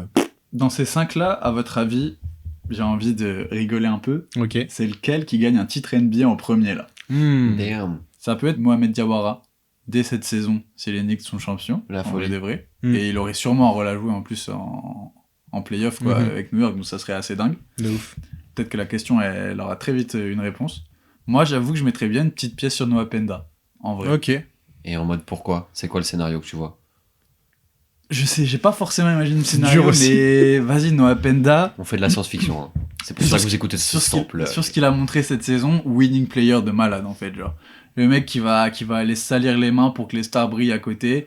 Donc c'est ton gars champion en étant 8ème option, genre, que c'est le dernier gars qui sort du banc en playoff. Peut-être pas forcément 8ème option, mais tu sais, en playoff, dans une rotation réduite de 7 à 6 joueurs, il est dans ce top 7-6 là, et il rentre pour des missions défensives, pour être au bon endroit au bon moment à chaque fois, rentrer ses shoots, faire la petite passe qu'il faut, le petit décalage qu'il faut, aller gratter des rebonds, et ça c'est le genre de mec qui est trop important dans une équipe championne en fait, tu vois. Ok. Moi je sais pas, j'ai instinctivement le nom de Joan Beringer qui me vient. Ok. Un peu dans le même bail que tu décris pour Noah Penda, même si c'est des joueurs différents, mais dans le rôle et l'impact, je vois bien ça. Vraiment ton backup intérieur qui va faire son rim run et faire son 8-8, tu vois, typiquement, et qui fait... TP. qui fait trop du bien en playoff. Elle m'a beaucoup fait rire ta blague. TP, zone offensive, zone défensive. Donc ouais, je sais pas, j'ai pas trop le scénario non plus, mais Joan Beringer, j'ai bien la vision de ce mec champion, pareil, sur un banc. Je sais pas, il a la DA. Et moi, j'ai un Maxime Reynaud qui part des Kings. Ok. Et qui est champion avec les Kings, c'est encore plus fou. Non, MVP des finales. Ça peut arriver. Avec les Kings. Exactement. Dans 2 ans. Non, Maxime Reynaud, backup center. T'as vu, je t'ai repris au sérieux. Oui. Maxime Reynaud, backup center, après être parti des Kings dans une équipe qui fait un run et qui finit championne. Ok. Genre à Las Vegas. On aime trop parler de Las Vegas. Ça va être fou. Maxime Reynaud à Las Vegas avec Trey Johnson, ça va être fou. Hein. Avant les histoires de Paris. Et tout. Exactement. Ouais, même dans les casinos, je pense que ça fait fureur. Hein. genre l'attraction 1-5 dans les casinos de Vegas. Trey Johnson, Maxime Reynaud. Elle est dingue. Ouais, c'est pick and roll au blackjack là. C'est jackpot sur jackpot. Le moment, il y en a qui dit tout sur le rouge et tout. Frère, la folie, tu te rends pas compte. En fait, globalement, là, on a 5 noms. On a 5 qualités différentes, ou en tout cas, visions différentes pour les joueurs. Parce que 5 postes différents et tout, mais est-ce qu'on serait pas au devant de 5 longues carrières NBA, en fait, si tout se passe bien par rapport à ce qu'ils nous ont montré là? Est-ce que je max en disant ça, ou en fait, avec les flashs que chacun nous a montré, chacun à leur niveau, chacun dans son rôle, on peut se dire que ces mecs peuvent faire des longues carrières en NBA, en fait? Tu peux te dire ça pour tout, mais tu peux aussi facilement te dire qu'il y en a 2 sur les 5 qui ont pas de carrière NBA et qui dans 4 ans jouent plus, tu vois. Ouais. Tu penses qu'on est trop hype, que je suis trop hype en posant cette question? Je sais pas, je pense trop dans la culture de l'instant. Peut-être un peu, en tout cas, on est hypé et c'est normal, tu vois. Mais des mecs qui sont arrivés en NBA ont fait des petites stats sur une seule saison, c'est arrivé, tu vois. Ou juste qu'ils trouvent pas leur place en NBA. Voilà, c'est ça. Compliqué. Et que en fait, t'es fort, mais au final, c'est compliqué pour toi. Mais on a des contre-exemples quand même, tu vois. Un Ousmane Dieng qui aurait tellement pu être ce genre de joueur-là. Ouais. Au final, c'est pas du tout le cas. Il rebondit en étant traîné dans une équipe chiante et tout. Donc je sais pas, mais tu vois, un gars comme. Je sais pas, je dirais là aujourd'hui des 2 que je pourrais voir Tej, comme ça je dirais en vrai Johan Beringer et Penda. Ouais, Penda, c'est les 2 où je serais en mode, tu vois, en vrai de vrai, peut-être qu'ils font 2 saisons où ils évoluent un peu et après juste ça finit, tu vois. Ça me fait rire parce que c'est vraiment les 2 noms qu'on a sortis pour être champion plus rapidement. Ouais. C'est fou, mais parce que du coup tu les imagines partir. En fait c'est ça, mais c'est vrai, c'est logique parce que au final les 3 autres tu les imagines se développer quand même d'abord dans leur franchise, etc. Oui, parce que leur franchise, alors que les autres grave sur eux. Voilà, alors que les autres c'est plus des ajouts que tu mettrais dans une équipe et soit limite en fait ils sont au bout de banc d'une équipe qui marche et ils ont une value de fou, soit en fait c'est tellement des profils qui existent en NBA parce que t'as pas t'as pas besoin de vraiment hyper faire attention aux mecs que tu prends, je sais pas comment tu veux dire, que les gars sont assez remplaçables. Tu peux rentrer les mecs dans des builds, quoi, de joueurs. Voilà, et les mecs sont remplaçables au final. Ouais. Et du coup, en fait, tu peux partir de NBA parce que t'as pas eu ta chance et que... Je vois ce que tu veux dire, mais pour le coup, j'ai l'impression que ce qui est bien avec Noah Penda et Johan Beringer, c'est que c'est des mecs qui sont dans des franchises qui gagnent. Orlando, ça se passe pas comme ça aurait dû se passer, mais ça gagne quand même, ça va faire le playoff et tout, et qui ont eu leur moment dans la saison où ils ont été responsabilisés, qui sont mis en avant par leurs coéquipiers, par leur coaching staff, par leurs trucs comme ça, et c'est des signes qui, en vrai, je trouve limite plus rassurants qu'un Maxime Reynaud ou un Nolan Traoré qui fait des stats dans des équipes mauvaises, et qui, en fait, si la timeline de l'équipe, elle change super vite, ta première saison rookie, personne s'en rappellera, parce que... Ouais, mais pour moi, c'est l'inverse, c'est justement qu'ils sont plus beaux maintenant parce qu'ils sont dans un collectif qui marche et que du coup tu t'intègres. Ah non, moi je suis pas d'accord avec ça par contre. Ah, moi si. Moi je pense que Achille a raison sur le côté, c'est fort de se montrer dans des équipes qui marchent bien quand t'as ces profils là et que t'es Johan Beringer et Noah Penda. Du coup c'est des bons signaux. Par contre, je pense que Maxime Reynaud, en tout cas, Traoré je peux plus te suivre, mais Maxime Reynaud vu ce qu'il monte là, je pense vraiment pas que c'est le genre de mec, si la timeline elle change, les Kings peuvent le faire passer derrière d'autres gars, tu vois, qui pourraient arriver à son poste et tout. Je pense que, vu comme les Kings, leur avenir semble bizarre, avoir ce mec-là, tu vas compter dessus. Traoré, ça peut peut-être s'arriver aussi dans le sens où, là, il est en pleine bourre, mais si sa saison prochaine commence pas super bien et qu'il se fait passer devant par d'autres arrières, d'autres meneurs des Nets, ce qui est pas impossible, peut-être que ça peut mal finir, tu vois. Oui, la vision Traoré, tu l'as sur le type beat du meneur français qui en fait est chaud et puis ça devient compliqué. T'es à l'est, Kylian Hayes. Donc peut-être pour répondre à ta question, moi j'en aurais peut-être un à la rigueur, pas à faire de longue carrière NBA, mais c'est tout, donc c'est quand même hyper rassurant. Ouais. Genre, et sur les 5, on peut avoir un 5 sur 5 de mecs qui font 7 ans NBA minimum, tu vois.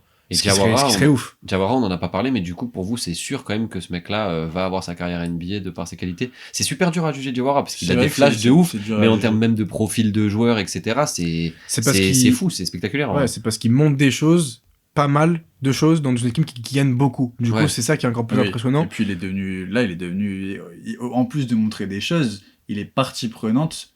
Oui, c'est ça, dans une équipe qui gagne beaucoup de matchs, quoi. Il est genre 7ème, 8ème homme d'une équipe qui gagne beaucoup de matchs, et en vrai, c'est salement fort, tu vois. Donc j'ai envie de te dire que oui, en vrai, Diawara, il part de plus loin, pour le coup, que certains autres. Complètement. Mais. C'est le plus inattendu des 5, là. Clairement. Limite, hein. Mais du coup, vu qu'il fonctionne si bien dans une équipe qui fonctionne très bien aussi, j'ai envie de vraiment te dire que dans les 5, je me dis, c'est un lock, il fait 5 ans NBA, tu vois. Minimum. Ouais, complètement.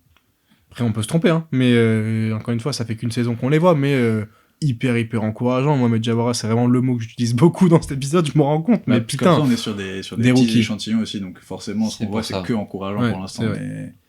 Mais voilà, en vrai, j'ai fait le tour, moi, à peu près de tous les rookies dont je voulais parler.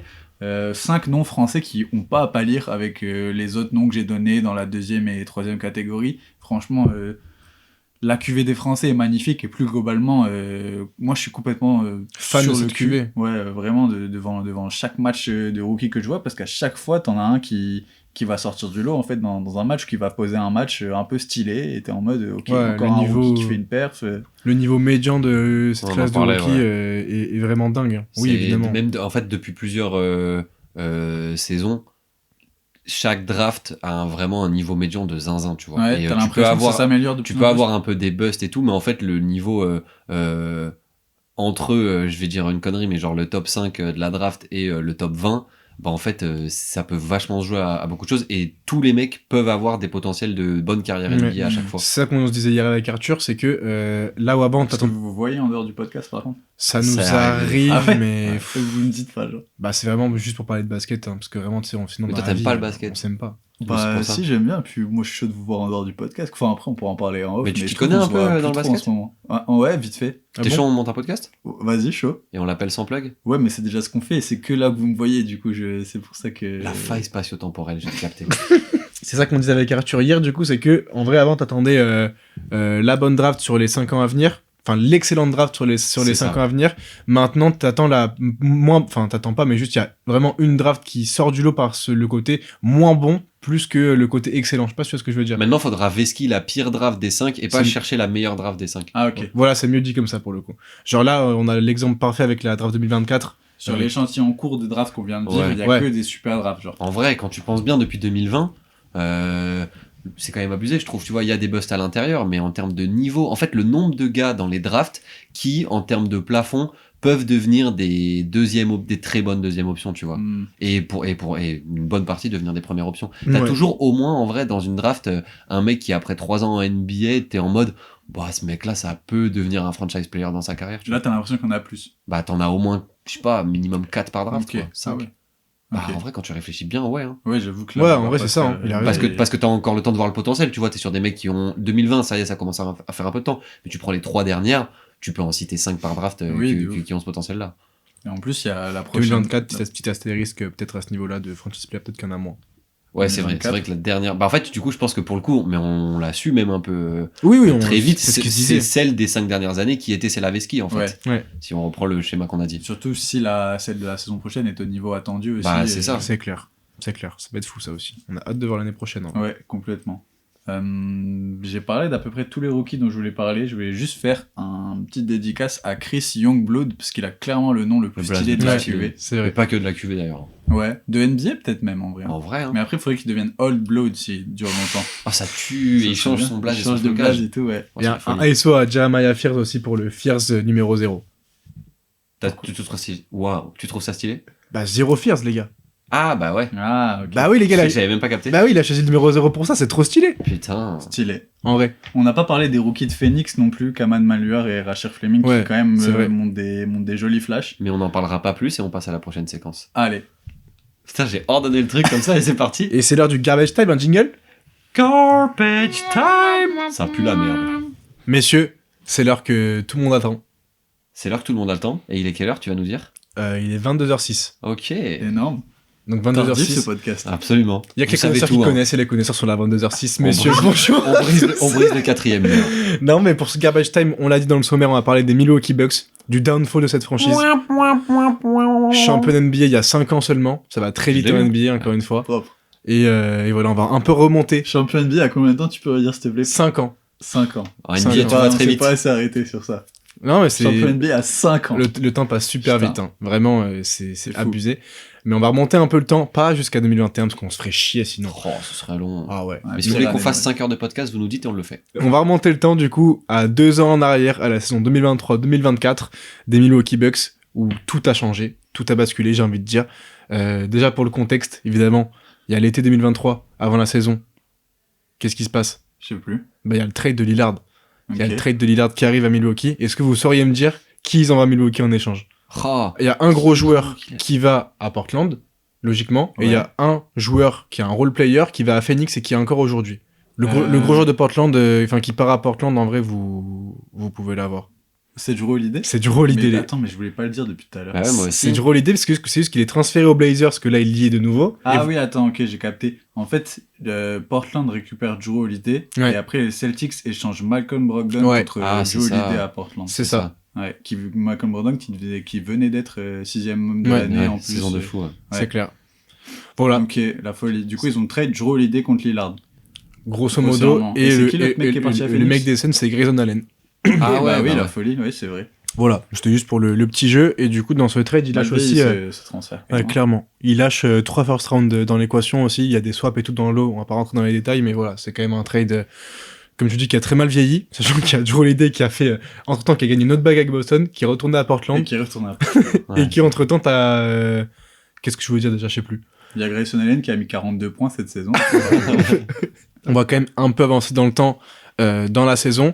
Cette saison-là, ils ont un coach, les Bucks, qu'ils ont viré assez rapidement dans la saison. Ce coach, c'est Adrian Griffin. Ça vous amuse beaucoup, Adrian Griffin, je le sais, messieurs. Il venait d'arriver, du coup. Ouais. Il arrivait en même temps que Lillard. À peu près, Ouais, c'est ça. Il arrive en même temps que Lillard et il se fait virer en 30-13 de bilan. Donc, avec un bilan quand même bon.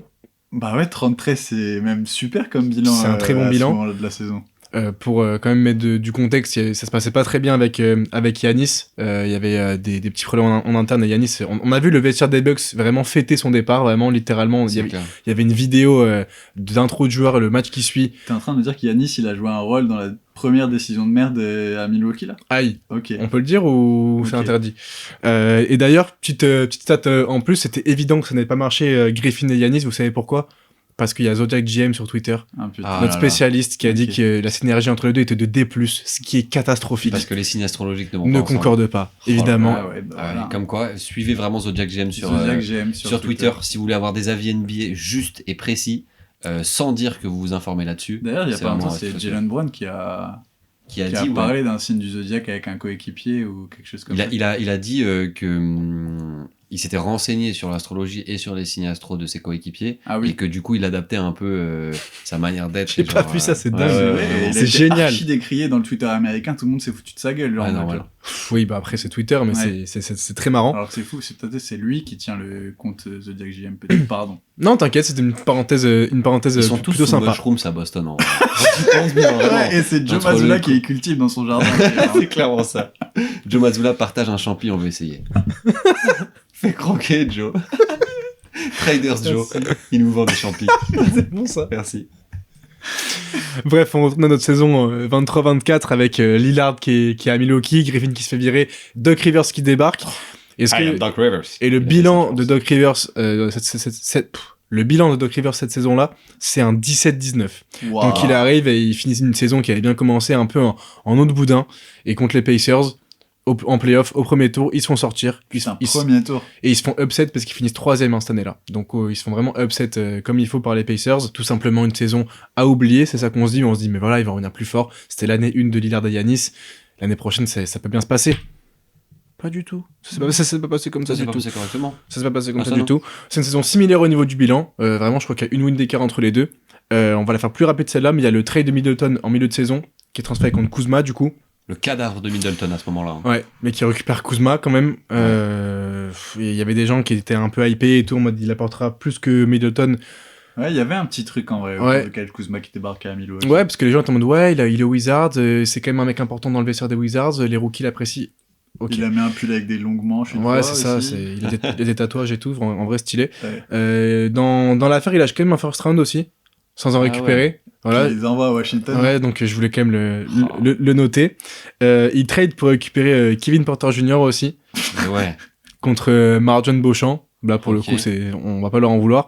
Respect Voilà. pour le Blast, ceci dit, Marjon. Ouais, c'est ça, vraiment le blast de centre commercial en vrai. Désolé, mais vraiment le blast de centre commercial. Mais voilà, c'est une saison vraiment similaire au niveau du bilan. Il y a beaucoup de mouvements. Et premier tour, il joue contre les Pacers. On l'a vu l'année dernière. Lillard se fait le tendon d'Achille au Game 4.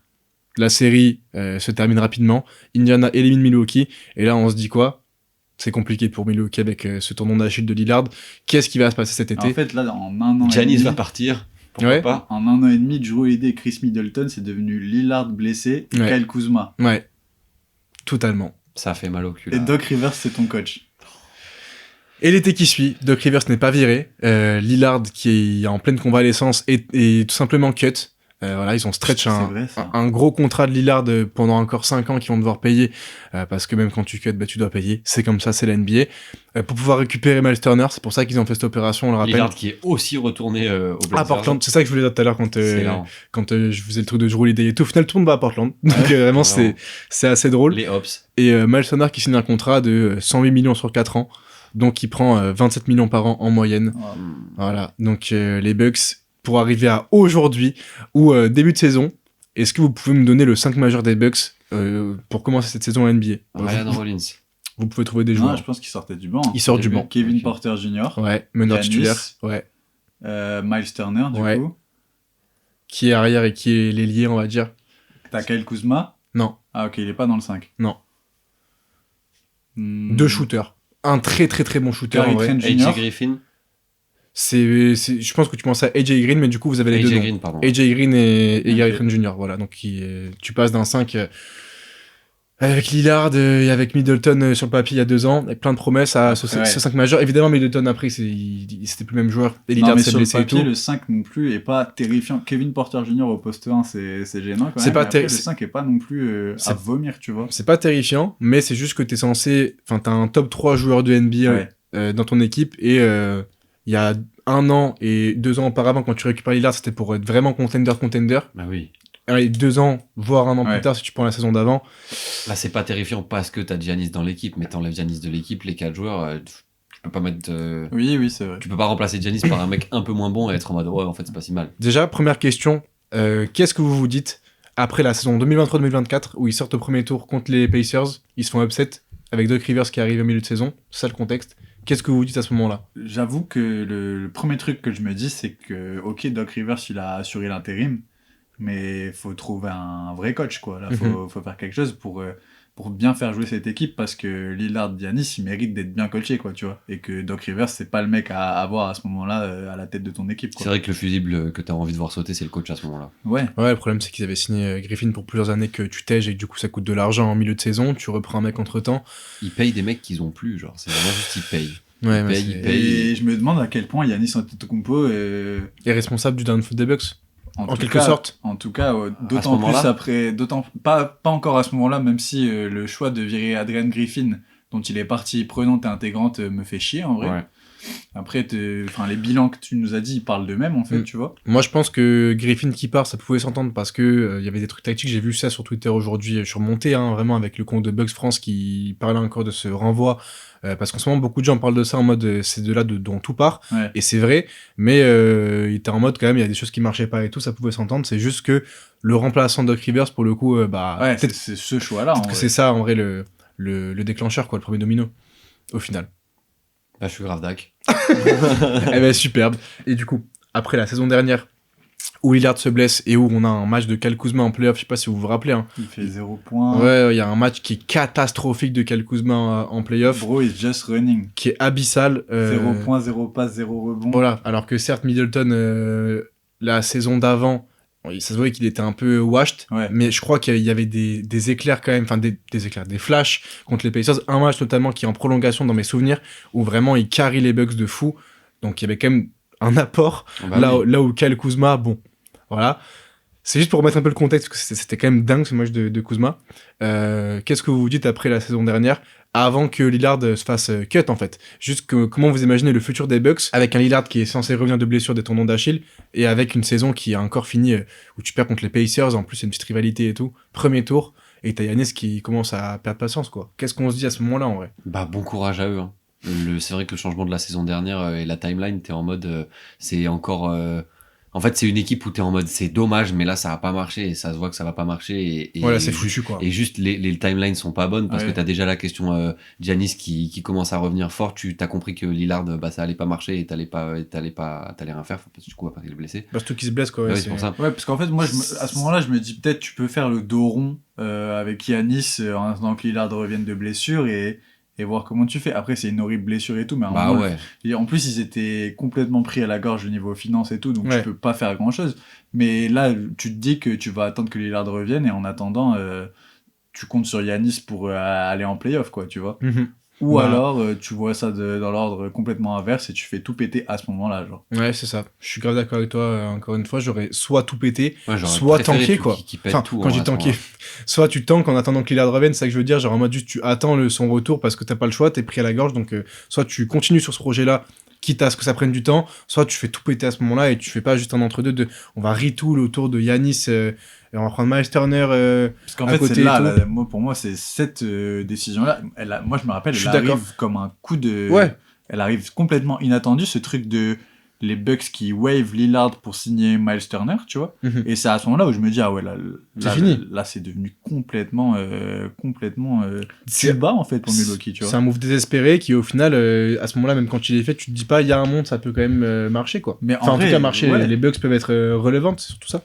Puis en plus, le move, il te fout dans la merde pour les années à venir financièrement, quoi. Donc, désespéré, mais même pas si bien pensé que ça. Non. Et moi, la première chose que je me dis, en tout cas, peut-être pas la première, mais dans les jours qui suivent, c'est à quel point Giannis, encore une fois, il est responsable, là.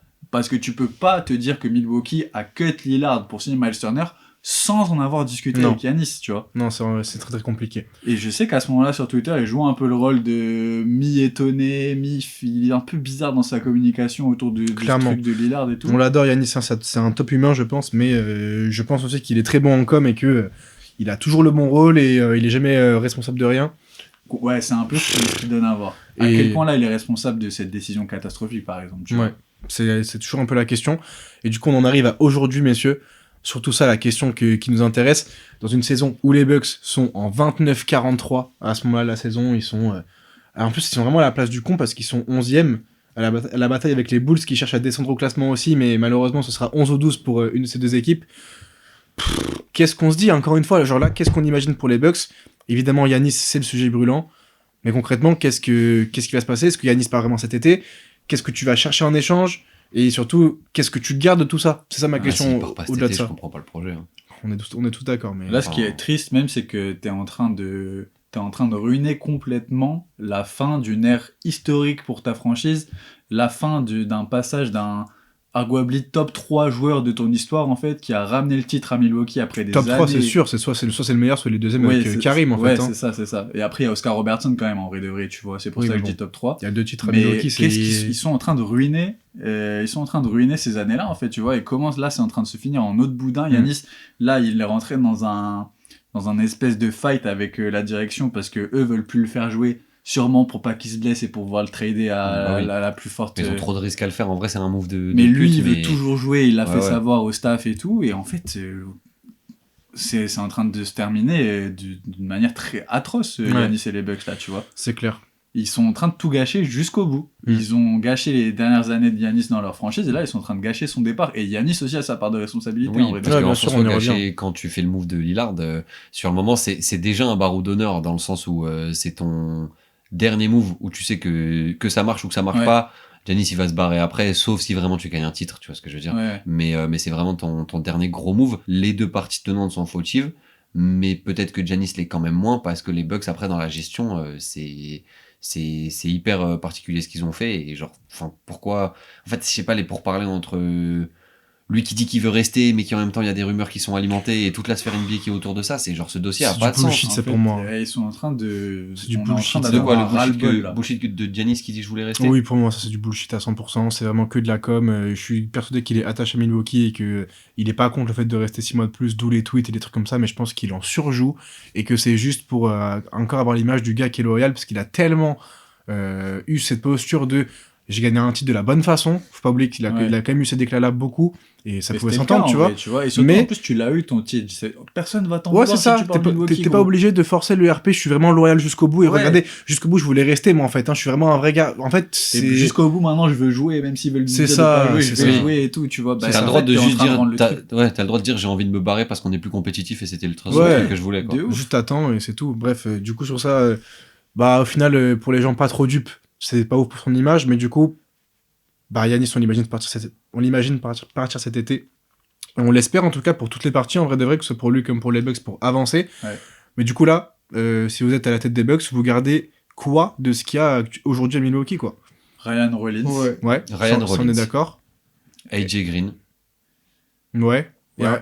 Et encore que c'est peut-être un mec qui a de la valeur aussi, parce que c'est un bête de shooter, et du coup, peut-être que t'as pas envie de garder un mec comme ça pour une reconstruction, tu vois, parce que ça te Mais sert en pas à fait, grand même chose. Ryan Rollins, hein, tu peux te dire que. C'est vrai, mais Enfin, genre, si ça se trouve, t'es les Bucks, tu gardes rien de tout ça, tu vois. Ousmane tu peux Dieng, ne rien un garder. petit Ousmane Dieng. Oui, ok, pourquoi pas.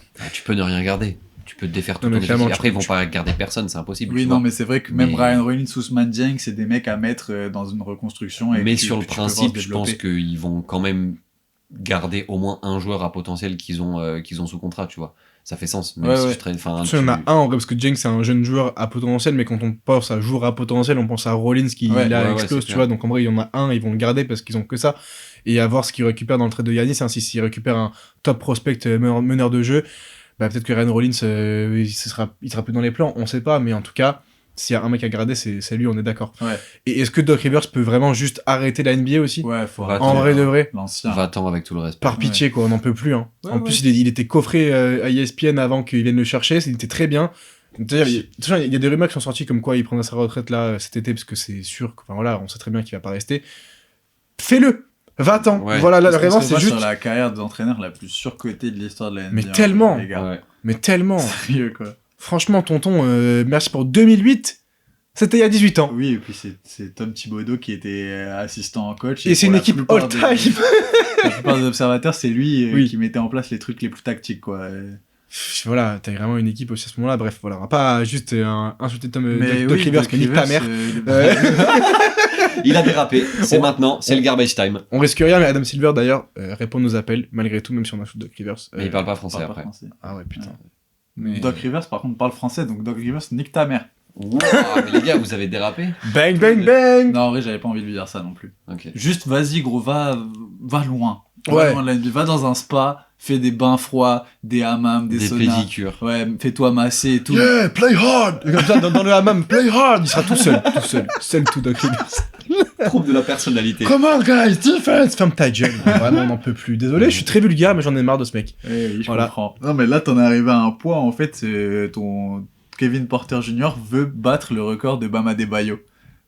Il l'a dit en Twitch. Sur un live Twitch aussi, ouais. Twitch comme Jalen Brown, il lance des live Twitch. Kevin Porter Jr. il a dit pour la mémoire de Kobe, il faut que je batte le record de Bam Adebayo. Waouh. Et aujourd'hui, c'est ça ton option 1 aux Bucks. Hein. Eh, C'est ce mec-là. Et qu'ils ont signé l'été dernier pour 2 ans de contrat. hein. Il est sous contrat avec Milwaukee. hein.